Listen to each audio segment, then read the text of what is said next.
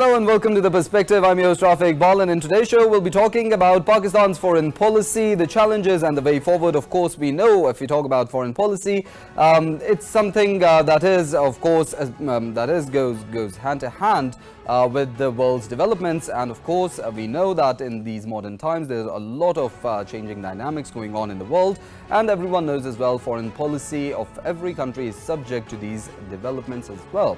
There's a new US President-elect, Donald Trump, and we know he's a very flamboyant personality. He talks about international relations, he talks about America's foreign policy in a very clear and bold manner. And we know that with him coming into the White House, there's going to be a lot of changes in America's foreign policy as well. And the changes in Americans' foreign policy, it does affect how the things work on the global level as well. Of course, America being one of the most strongest, one of the big superpower in the world. And of course, the challenges that its foreign policy is going to address, it's going to affect the foreign policy of American allies as well, and the foreign policy that other countries are going to have with regards to the different issues that are being highlighted by the world community. Of course, Pakistan faces its own set of challenges. If we talk about the regional issues, Pakistan has neighbors, and of course, one of those neighbors, Pakistan has time and time reiterated that one of those neighbors' soil is being used to carry out terrorism in Pakistan. There's a security threat that prevails. Of course, Pakistan has repeatedly called upon not just the Afghan interim authorities but also upon the world community to take action and to take cognizance of what Pakistan is facing, the instability the region is facing, and how it is hampering the progress and prosperity of the region at large. It was also something that was discussed recently in the SCO, and of course there's other issues like economy. We know the government has been putting in a lot of efforts to revitalize the national economy, to attract foreign direct investment in the country, and of course there's other measures being taken by the government as well to, of course, increase trade activities and gather support from friendly countries as well. The Chief of Army Staff, General Syed Asim Munir, while addressing the Margala dialogue, he also stated that Pakistan, when we talk about Pakistan's foreign policy, the national interest should be something that should be kept in view, and of course the foreign policy of the country should reflect upon the country's national interest. That is what the government is also focused on at the moment. We know with the changing dynamics, new policies of the government, of course with the new vigor for which the national economy is to be revitalized, and of course the security threat that Pakistan has been trying to address, it will come up with a foreign policy that the government aligns with the modern challenges that the country faces. We'll deliberate on all the different aspects regarding, of course, Pakistan's foreign policy and how it goes hand to hand with the challenges being faced by Pakistan, the region, and of course the international players. In the studios, we have been joined by Khalid Taimur Akram, who is an IR expert.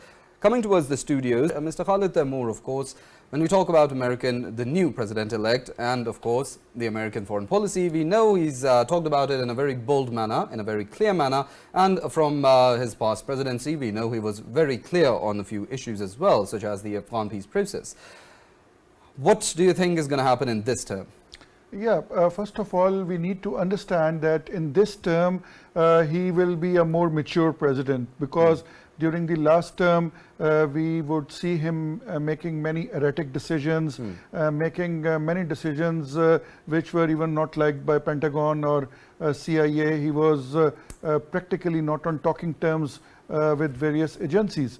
But in this term, we are seeing that, number one, he has already started selecting his new team. We saw yesterday Elon Musk meeting with the Iranian ambassador. Although whatever they talked, it did not come out. But of course, whatever they are going to talk, it is going to be ending up in the business, because Elon Musk is a businessman. So Trump now has to immediately go for a ceasefire in Gaza, because Trump and his son-in-law were the main movers and shakers of the Abrahamic Accord with the Arab world. And that was Trump's brilliant idea, but it got forestalled because of this Gaza war. So, of course, Trump is going to put pressure on Israel. Maybe they would go to some kind of ceasefire solution, and Trump is going to come out like a hero in front of the Arab world also, in front of the Muslim world also, and in front of the Jews also. So he is going to, so for any kind of solution for Palestine, Iran is one of the major stakeholders. So we are seeing that they have already started engaging Iran. The second thing is the Ukraine war, because Trump has not been in favor of Ukraine war right from the start. So of course he's going to engage with Russia, and he's going to find some solution for that.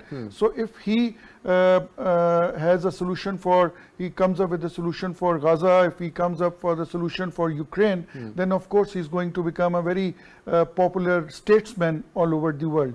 As far as Pakistan is concerned, we have seen that in some areas the US policy regarding Pakistan has remained consistent after 9/11, especially the war on terror and the other things. But yes, on the other hand, we have seen that after Salala, there was a dip in the relationship between Pakistan and US, but now that relationship is again getting momentum. Although politically we have seen less progress, but on the side of the security, on the side of the counterterrorism, we are seeing more cooperation with the US. And of course, for US, Pakistan is going to remain a strategically important partner, because US feels that for containment of China, they need to engage more with Pakistan. As far as China is concerned, Trump is definitely going to have harsh policies towards China. You just talked about putting more tariffs on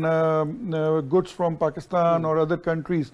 But those tariffs are going to affect the American consumers also. Yeah. They're not going to affect China or Pakistan more, but they're going to affect more pressure on them. And another thing which Trump has to face is BRICS, because BRICS is coming up big. Because if BRICS is going to start with their own, if they start with their own currency, we have seen China, Russia trading in their own currencies, and dollar is getting less and less importance in this region.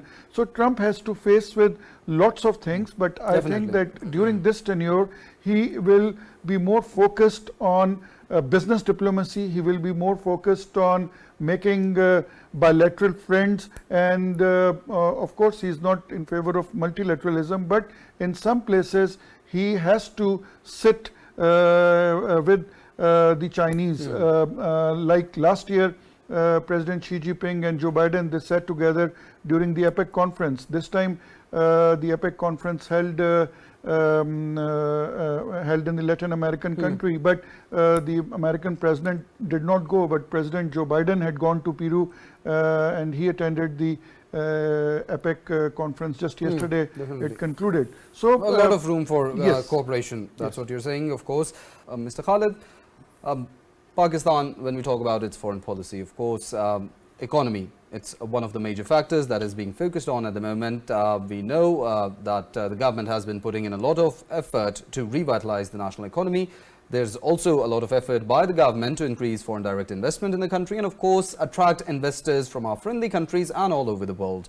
How do you think the foreign policy, the changes in the foreign policy and the foreign policy can be made aligned with these interests of revitalizing the national economy and attracting foreign direct investment? Yes, first of all, let me say one thing about our foreign office, that I guess the two ambassadors over here, they were a bit humble, and because it was acknowledging their own department. But as an outsider, I must say that the Foreign Office has been doing a wonderful job, and this SCO conference has been a big success, because I have been following SCO conferences in Kazakhstan, in Tajikistan, and in Uzbekistan in last couple of years, and I got a chance to attend few of these SCO conferences in the think tank platform.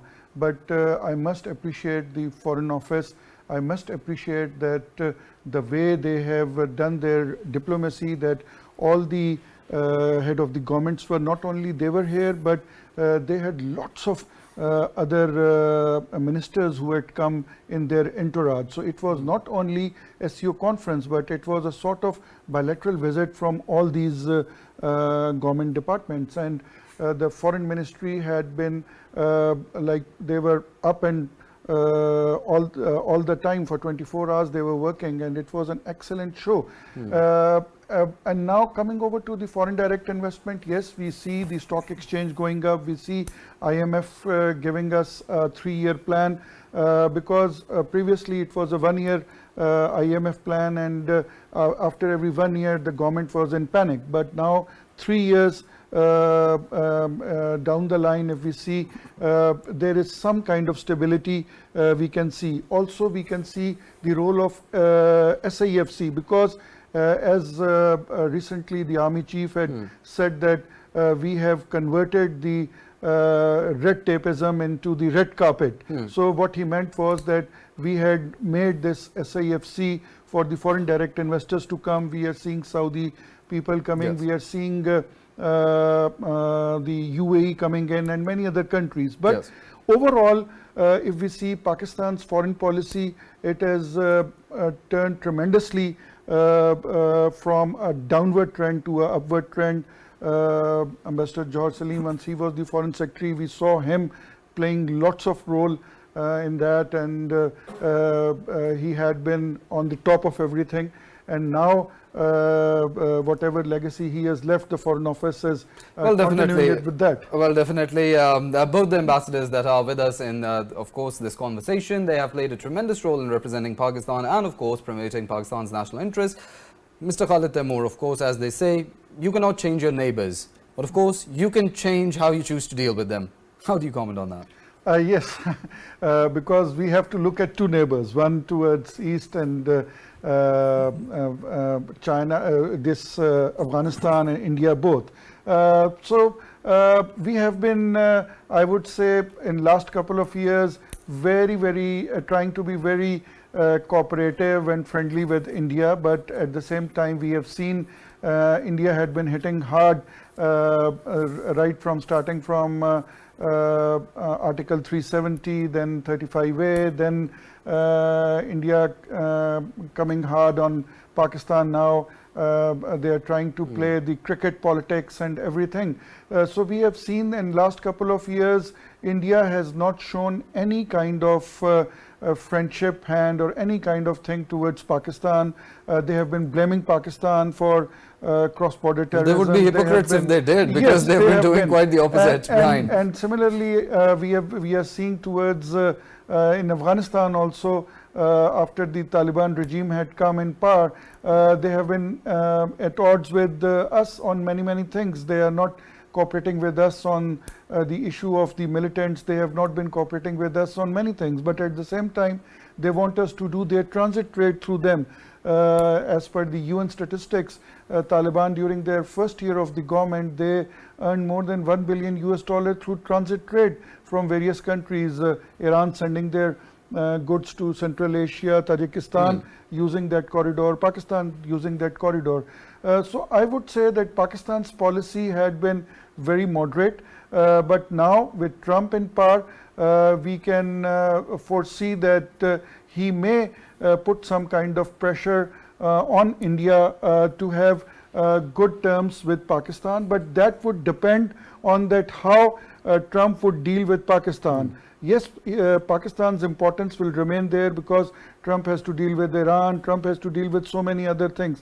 So I'm sure that he's not going to open another front and have some kind of bad relationship with Pakistan. But at the same time, in Afghanistan, the Trump administration is going to face a brand new situation, because last time once he was there, he was trying to lure in Taliban, he was trying to talk to them, he was trying to avoid US casualties in Afghanistan. But right now we have a government in Afghanistan which is not recognized by US since last 3 years. We have a government in Afghanistan whose all funds are frozen in United States. So Trump has to, we now have to see that what Trump is going to do with these Taliban. All eyes on Trump's policies right now yes. is what I'm gathering. Of course, that's the conversation. That's a wrap-up of the conversation we had. Of course, the developments that we're seeing in the world, and of course, how foreign policies of not just Pakistan, not just the United States, but the foreign policies of all the global players are going to affect